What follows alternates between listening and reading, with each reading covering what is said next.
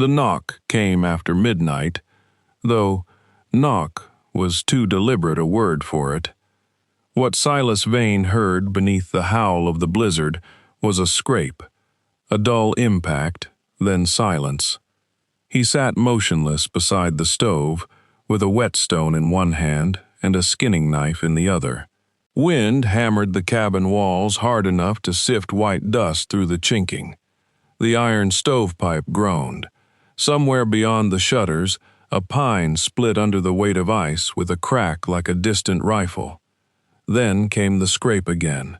Silas set down the knife. No animal made a sound like that. No sensible traveler would be on Crow's Tooth Pass in weather that could bury a horse before morning. He lifted the lantern from its hook, took the old Colt from the table, and crossed the one-room cabin. The pistol stayed low against his thigh as he slid the bar free. The door fought him. Snow had already piled against it. When he forced it open, the storm lunged inside, snuffing the lantern flame to a blue thread and scattering sparks from the stove. A woman lay on the porch. For an instant she seemed part of the drift, a dark shape under a crust of white. Then one gloved hand moved. It dragged weakly across the boards, searching for purchase. Silas stepped into the wind. She had fallen on her side, curled around a small oilskin packet held beneath her coat. Her hood had blown back. Wet hair clung to her face, and the skin around her mouth had gone pale and waxen. He caught her under the arms. Her eyes opened at once. Not dazed, not pleading, terrified. She struck at him with what strength she had left, one fist glancing off his chest. The other arm tightened over the packet. "Easy," Silas said. She tried to crawl away. The wind nearly rolled her from the porch. Silas planted one boot against the doorframe and reached for her again. "Get into my cabin. It's freezing outside." "I can stand." "You can freeze standing, then." Her lips moved, but no answer came. Her knees folded beneath her as soon as he raised her. Silas caught her, before her head struck the boards, lifted her against his chest, and carried her inside. He kicked the door shut and dropped the bar into place. The sudden quiet felt unnatural. The storm still roared beyond the walls, but inside there was only the pop of spruce in the stove and the woman's shallow breathing. Silas laid her on a buffalo robe near the heat. Her coat was soaked through. Ice had stiffened the hem of her skirt. A raw line circled one wrist where a rope or narrow cord had rubbed away the skin. There was dried blood along the collar of her blouse. Not much, but enough to put his hand back on the Colt. "Can you hear me?" Her eyelids fluttered. He knelt beside her but did not touch the packet she still held under her coat. "You're too cold.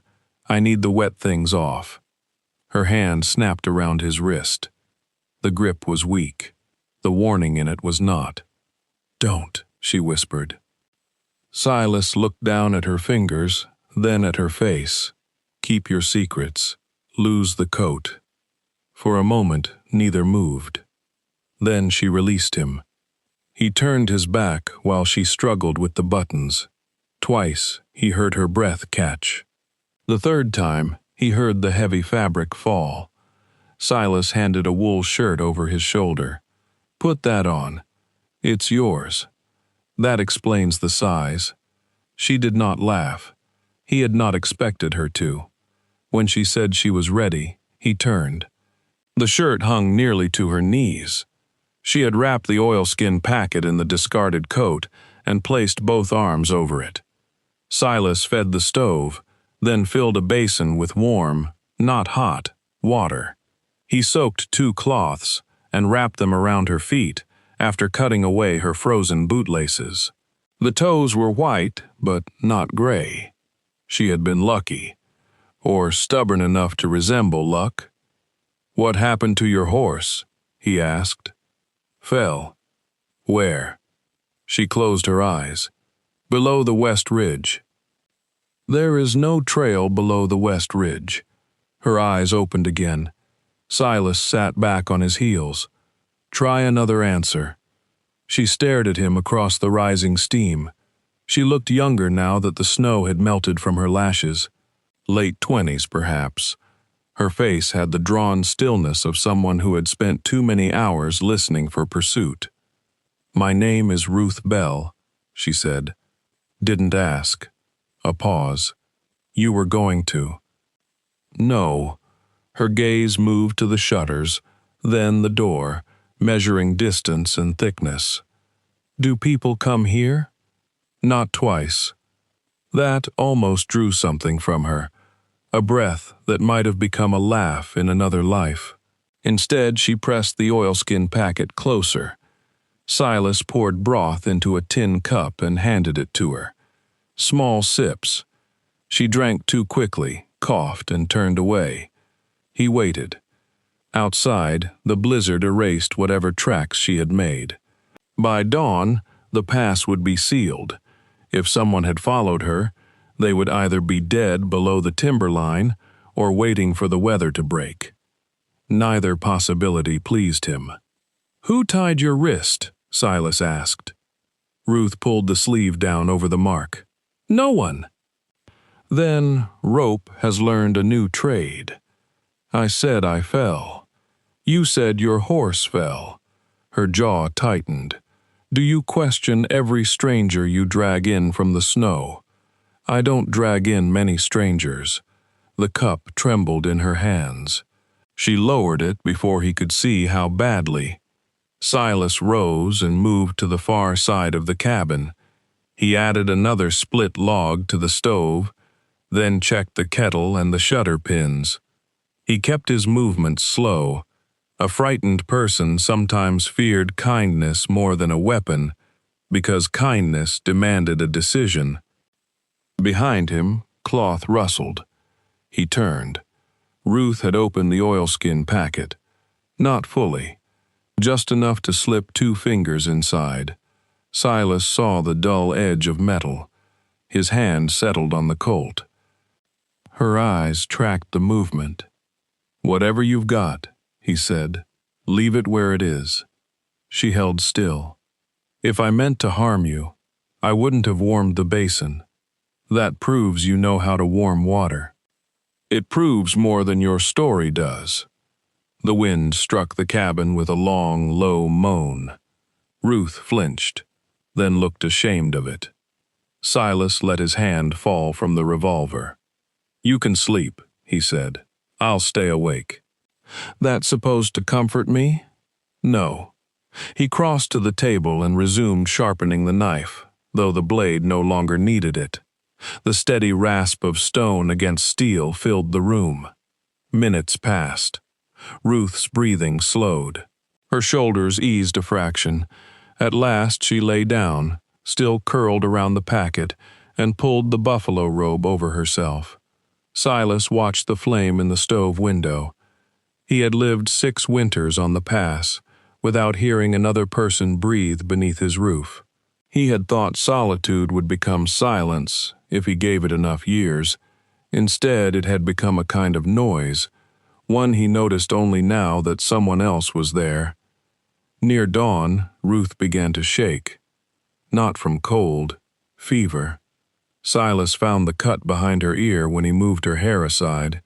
It was shallow, but the swelling around it was bad. A blow, not a fall. He cleaned it while she drifted in and out. Once, she caught his sleeve and whispered a name he could not make out. Another time she said, "Don't let them take the key." What key? Her eyes rolled beneath closed lids.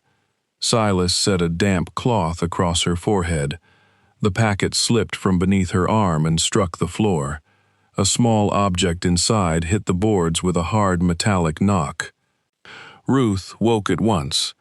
She pushed upright too fast, swayed, and reached for the packet. Silas caught it first, not to search it, but to keep it from landing in the wash basin. She froze. "Give it back." Her voice had changed. The weakness remained, but beneath it was command. Silas held the packet by one corner. "You can have it. Then hand it to me. After you tell me whether the men who tied you are coming here." Her face emptied. That was answer enough. Silas placed the packet on the floor between them. Ruth looked at it for several seconds. Then she drew a breath, untied the oilskin cord, and reached inside. She did not pull out a pistol. She pulled out a badge. The metal was blackened along one edge and bent inward, as if a bullet had struck near the center. A thin leather strap still hung from the back.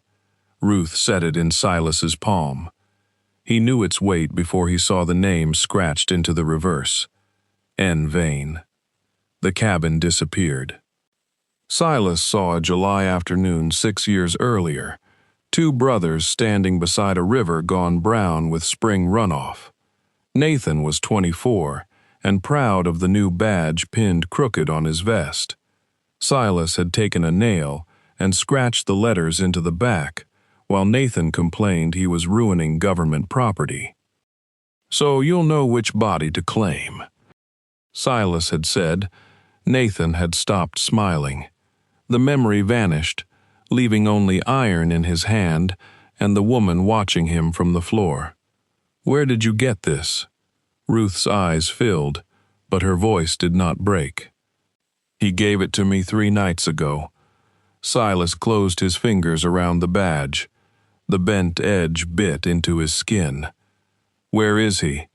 Ruth looked toward the stove. That small act told him before she spoke. "Black Pine," she said, "behind the freight office. Cole Rusk shot him once in the back and once when he tried to rise." Silas heard the words. They seemed to come from somewhere beyond the walls, carried through miles of snow. "No, he was alive when I reached him. No, he told me how to find this cabin." Silas stood so quickly the stool went over behind him. Ruth flinched but did not retreat. "My brother didn't know where I lived. He knew the old logging line ended beneath Crow's Tooth. He said you would build near water, above the slide paths, where no road could reach you in winter." Her voice softened. "He said you always chose high ground when you were afraid." Silas stared at her. Nathan had known exactly where to look. He had simply never come. Ruth reached back into the packet and removed a folded stack of paper wrapped in waxed cloth, followed by a narrow brass telegraph key, no larger than her hand. "Your brother died trying to get these to a federal marshal," she said. "Before he died, he made me promise that if the law in Black Pine failed, I would bring them to you." Silas looked from the coded pages to Nathan's badge. For 6 years he had believed he had abandoned the law. Now, in the first gray light before dawn, he understood the law had climbed the mountain without him and arrived bleeding at his door. Ruth spread the papers across the table, anchoring their corners with a coffee cup, the whetstone, and Silas's unopened Bible. Most appeared harmless: freight tallies, weather reports, requests for rail and blasting powder. Then she set the brass key beside a sheet covered in columns of numbers. "Darius Wren owns the Black Pine Freight Line," she said. "He also owns the stage company, 2 sawmills, and enough of Judge Red's debts to decide which cases reach a courtroom." Silas remained standing. Nathan's badge was still locked in his fist. "What do numbers have to do with killing him?" "They are not all numbers." Ruth pointed to a sequence beneath a shipment of powder. "Every third figure corresponds to a word in Wren's private tariff book. Nathan stole a copy.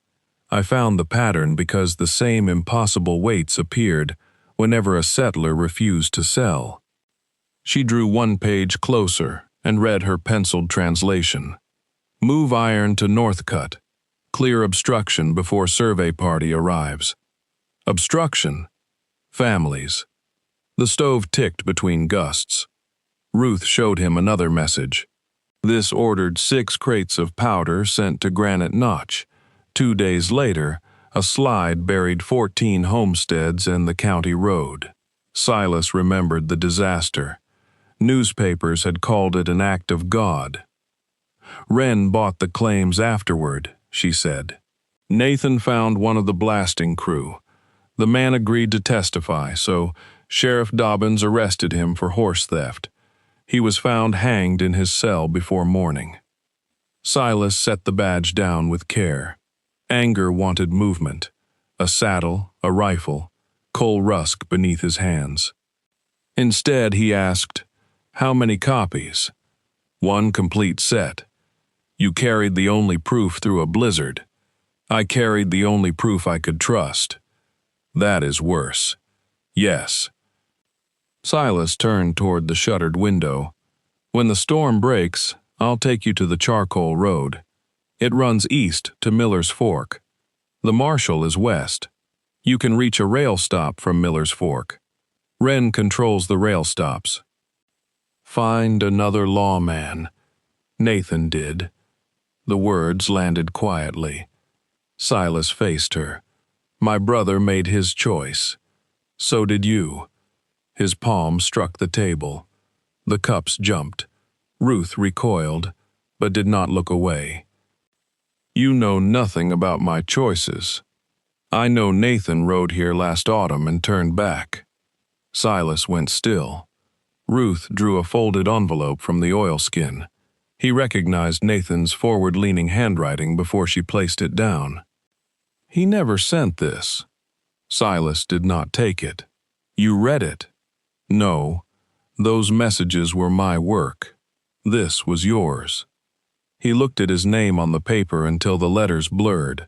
Then he pushed it back toward her. "Keep it dry." Ruth studied him, understanding perhaps that refusal was fear given a harder name. "Then tell me how to reach Miller's Fork." "You don't. Not yet. The storm may hold another day, and your fever will return before you walk 10 miles. What are you offering?" "Time. That is what Wren's men are using to find me." Silas picked up a coded page. "Can this be sent by wire?" "If the receiving operator records it exactly. There used to be a logging spur below this ridge. Its telegraph line joined the Black Pine circuit." Ruth straightened. "The line is still here?" "Parts of it." "Where does it enter the cabin?" "It doesn't. I pulled down copper when I built the place."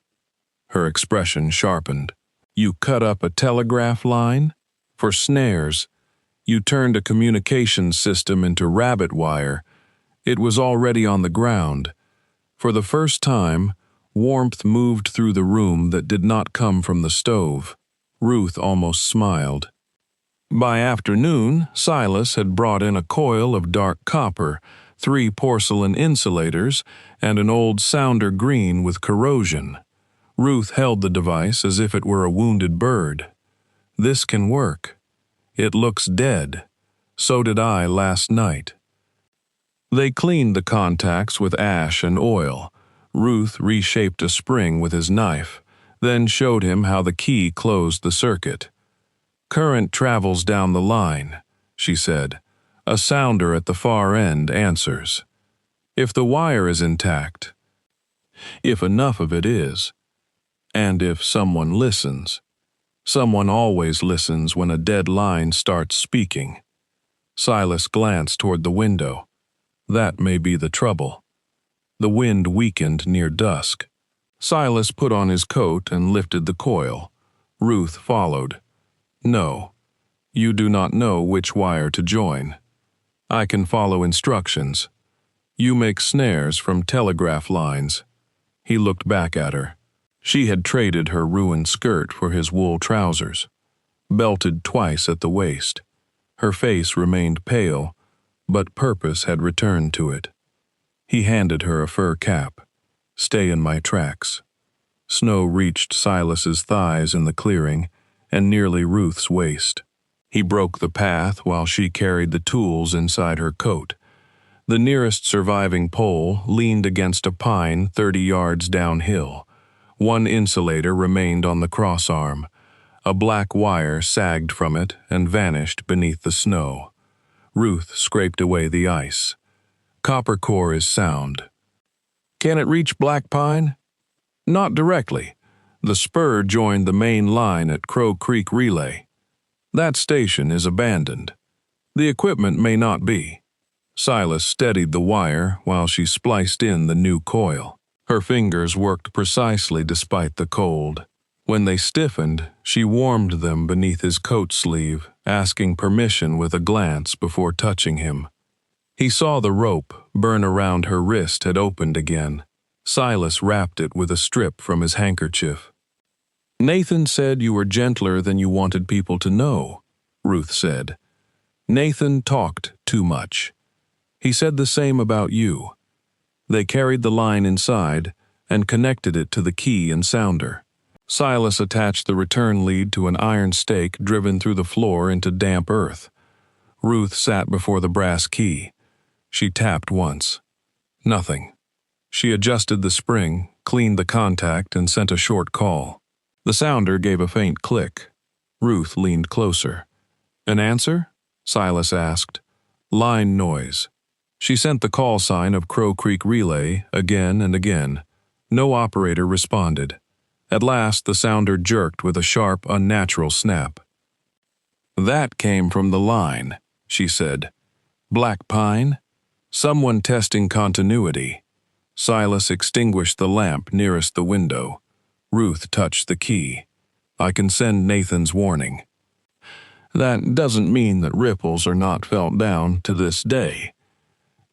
Tell whoever is testing the wire where you are. If it reaches Tate. If. She looked down at the evidence. Silas had trusted only what he could see for 6 years. Snow depth, smoke direction, tracks beneath trees. Wires asked a man to believe in unseen hands. Nathan had believed in laws the same way. Send one line, he said. No names, no location. Ruth transmitted. Federal Marshal Tate.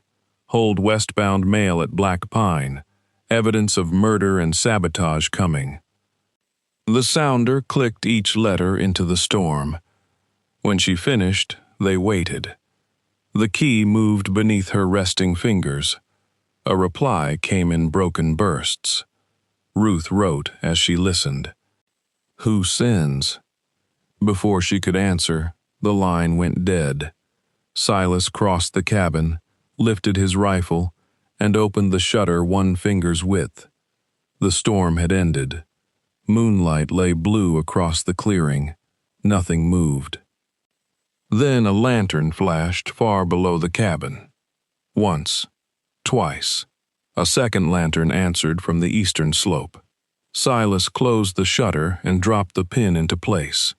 They used the wire to narrow the search. Ruth folded the telegrams into the oilskin. Her hands no longer shook. How long? Until morning, if they are cautious. A voice carried up the slope before he could say more. Silas Vane. He recognized Cole Rusk at once. I brought 3 men and enough kerosene to make sunrise come early. Silas moved beside the door, beyond the line of fire. Rusk called again. Send out the woman and Nathan's papers. You keep your mountain, your cabin, and the quiet life you traded your brother for. The words entered more cleanly than any bullet. Silas looked at Nathan's bent badge on the table. Then he worked the lever of the Winchester and chambered a round. When he spoke, his voice was low enough that only Ruth heard it. Get the key ready. Ruth took her place at the telegraph key.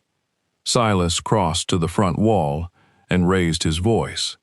You always did mistake noise for leverage, Rusk. A laugh came from below the clearing. I learned from better men. You learned from men who paid you, and you learned to run. Silas rested the Winchester against the shutter frame. You came all this way to talk? No, I came to give you one chance. A rifle cracked. The bullet struck the door at shoulder height, punching through the outer plank and burying itself in the table leg. Ruth ducked, but did not leave the key. Silas fired through the narrow shutter gap toward the muzzle flash. Snow burst from the dark between two pines. A man cursed and shifted position. "Wire?" Silas asked. "Still dead." "Then make it live." Ruth pulled the sounder apart with a screwdriver from his tool roll. The return spring had jumped its seat when the line was cut. She reset it, scraped the contact clean, and pressed the key. A weak click answered. Outside, Rusk's men opened fire. The cabin shuddered under the volley. Crockery broke. A lantern fell and rolled beneath the bunk, spilling oil across the floorboards. Silas kicked it clear before the flame caught, then fired twice through the side shutter. One of the attackers dropped behind a stump. Whether hit or only frightened, he could not tell. "Ruth, I have current. Send." She began tapping. Black Pine Relay, Wren orders blasting. Sheriff Dobbins and Judge Red paid. Nathan Vane murdered. Record this. The key clicked beneath her fingers while bullets tore splinters from the walls. Silas moved from window to window, never firing twice from the same place. He saw Harlan Pike crawling toward the woodpile with a kerosene tin. Silas waited until Pike rose to throw it, then shot the tin from his hand. Kerosene burst across the snow. Pike fell backward, clutching his wrist. A heavier shape came through the trees on the cabin's blind side. Bram Kells. He carried a bundled quilt around a glass jug with a burning rag at its neck. "Down!" Silas shouted. The jug struck the roof. Fire ran across the cedar shakes with a dry, hungry roar. Smoke pushed through the rafters almost at once. Ruth kept sending. The sounder snapped. A reply. She bent close, writing by touch as much as sight. Message copied. "Westbound mail holds at Black Pine. Tate aboard." Her breath caught. He got it. The roof beam above the stove began to burn. Silas seized the oilskin packet, Nathan's letter, and the badge. He shoved them inside Ruth's coat. "Time to go. The full code book. Won't matter if you cook beside it." He dragged the bunk aside. Behind it stood a narrow door she had taken for part of the wall. Snow blasted inward when he opened it. Beyond lay a steep timber chute dropping through the trees, the remains of an old logging slide, half buried but still open beneath the overhang. Silas tied one end of a rope around Ruth's waist and the other around his own. "Sit back. Boots forward. Do not try to stand." She looked into the darkness. "Where does it end?" "At a bridge." "That is not an answer. It is the one we have." The front door groaned under a blow. Silas pushed Ruth into the chute and jumped after her. They dropped fast. Snow struck like gravel. Ruth spun once, slammed against the sidewall, then felt the rope jerk tight as Silas corrected her course from behind. Burning fragments from the cabin sailed through the trees overhead. The chute pitched steeper. They shot out onto an old loading platform and rolled hard across the planks. Silas came up first, cut the rope, and pulled Ruth to her feet. The suspension bridge stretched beyond them across a black ravine. Two main cables supported a sagging deck of frozen boards. A thinner stabilizing cable ran along the western side, its strands orange with rust. Silas tested the first plank and glanced at the rusted western cable. "Stay close to the center. That splice gives first." Behind them, a figure crashed from the chute. Bram Kells rose from the snow with blood on his forehead and a revolver in his hand. Silas shoved Ruth onto the bridge and turned. Kells fired. The shot struck Silas high in the ribs, flattening against the steel plate inside his winter coat, but knocking him backward. His Winchester slid between the planks and vanished into the ravine. Kells charged before Silas could draw the Colt. They collided at the bridge entrance. The whole structure swayed. Silas drove a forearm into Kells's throat. Kells answered with the revolver butt, splitting the skin above Silas's brow. They staggered onto the bridge, boots slipping on the icy boards. Ruth reached the far anchorage. "Silas!" "Keep going." Kells struck him again. Silas dropped to one knee. The bridge tilted as the western stabilizer cable pulled tight beneath their combined weight. Ruth saw the cable trembling beside the anchor post. She also saw the repair splice 10 feet back, a rough wrap of newer wire around old strands, the only thing keeping the side from twisting free. Silas's warning returned to her. "That splice gives first." She dropped the oilskin packet inside the snowbank, pulled the lineman's pliers from her pocket and wrapped both hands around the corroded wire. Kells forced Silas against the rail. The revolver muzzle came down toward his chest. Ruth cut. One strand snapped. The bridge lurched. Kells glanced toward the sound. Silas drove his head into the man's jaw. Ruth cut again. The stabilizer parted with a metallic scream. The west side of the bridge dropped 3 feet. Boards flipped nearly vertical. Kells lost his footing and crashed through the rail, catching one cable with both hands. Silas hung from the opposite rope, one boot wedged between the planks. Kells swung above the ravine. "Pull me up!" he shouted. Silas could have stepped on his fingers. Ruth saw the choice pass through him. Then Silas reached down.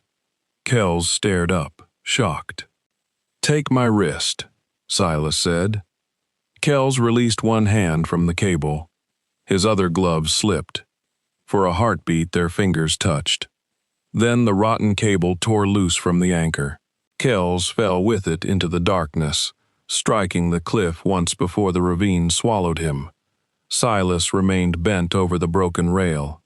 Ruth crossed the tilted boards on hands and knees. She caught the back of his coat and dragged until he found solid footing. Gunfire flashed at the far end. Cole Rusk and the remaining men had reached the platform, but the broken bridge twisted between them like a dead snake. They could not cross without rebuilding the support. Silas and Ruth stumbled into the timber.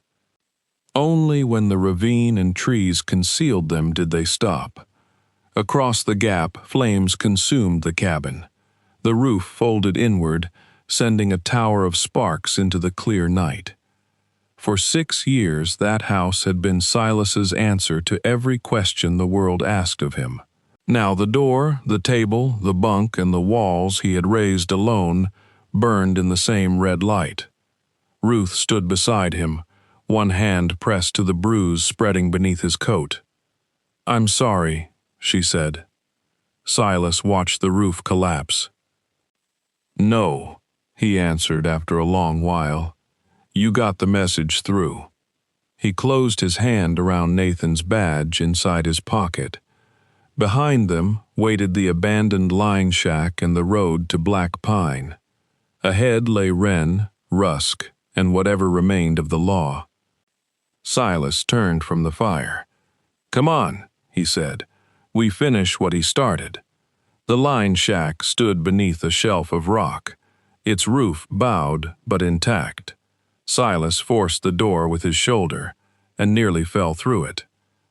Inside were a rusted stove, 2 bunks, and a box of lamp oil gone thick with cold. Ruth found dry kindling beneath the lower bunk. By the time flame caught, Silas had stopped pretending the shot had only bruised him. She cut open his coat. The steel plate had flattened the bullet, but the impact had split the skin beneath his ribs and turned the flesh dark. Blood from the cut above his eye had frozen into his eyebrow. "You are fortunate," she said. "I have been called worse." "Sit still." She washed the wound with melted snow and bound his ribs with a strip torn from the lining of her coat. When her hands paused, Silas saw she was staring at them. "Kells?" he asked. Ruth nodded. "I cut the cable. You kept him from killing me. He reached for you. So did I." Her eyes lifted. Silas looked toward the stove. "I would have pulled him up. I know." That seemed to trouble her more than if he had admitted otherwise. He took Nathan's letter from inside his coat. The paper was damp at the edges but readable. Silas broke the seal. Nathan had written only half a page. "Silas, I was angry because you left. I understand now that you were ashamed. Those are not the same thing. Wren has men wearing badges, but that does not make what he does lawful.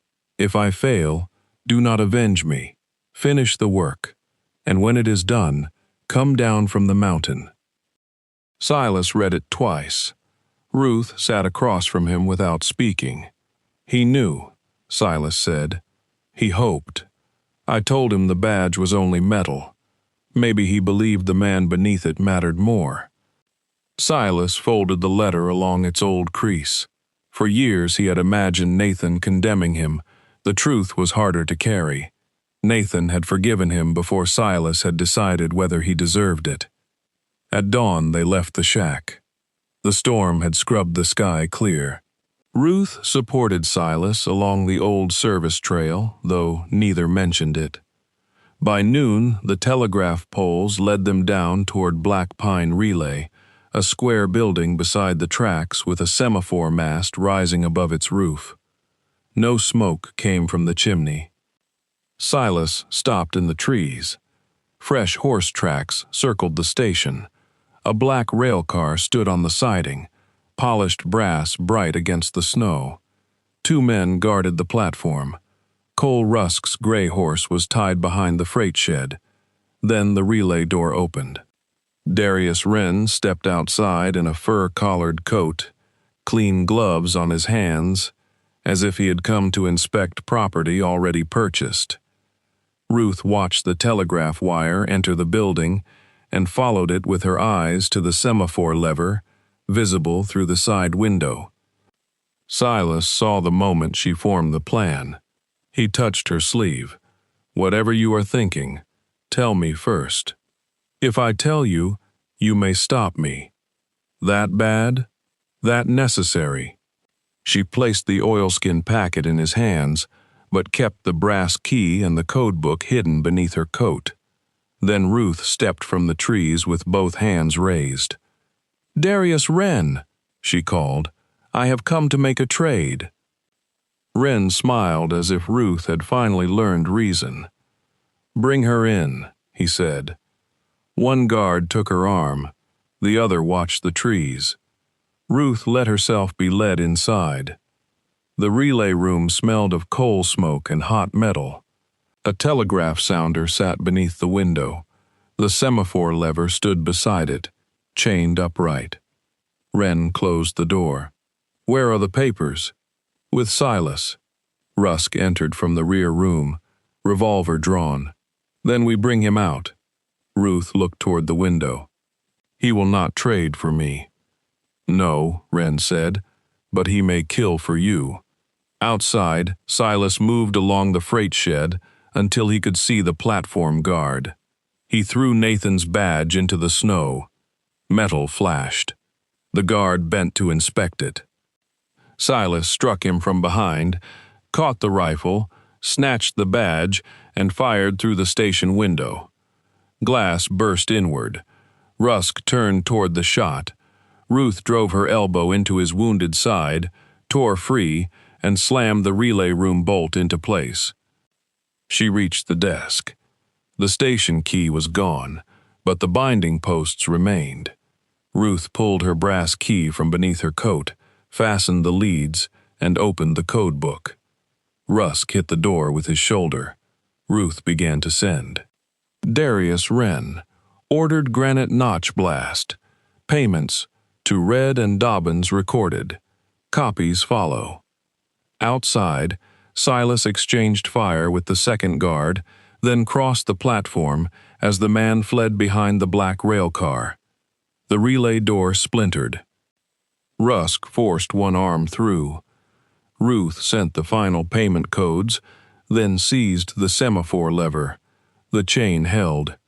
She looped the lineman's pliers around one link and pulled until the injured skin on her wrist opened. The link snapped. She drove the lever down.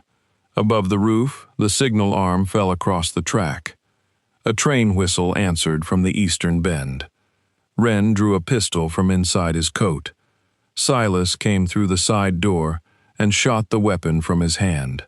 Wren fell against the wall, clutching his fingers. Rusk broke through the relay door and raised his revolver.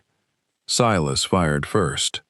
The bullet struck Rusk's shoulder and spun him to the floor. His weapon slid beneath the stove. Wren reached for it. Silas crossed the room, kicked the pistol away, and pressed the rifle muzzle beneath Wren's chin. For one breath, he saw Nathan behind the freight office, trying to rise from the dirt. Wren saw the answer in his face. "Do it," he whispered. Silas's finger tightened. Then Nathan's letter seemed to speak from inside his coat. "Do not avenge me. Finish the work." Silas lowered the rifle. He pulled Nathan's handcuffs from the oilskin packet and locked one ring around Wren's wrist, the other around the semaphore post.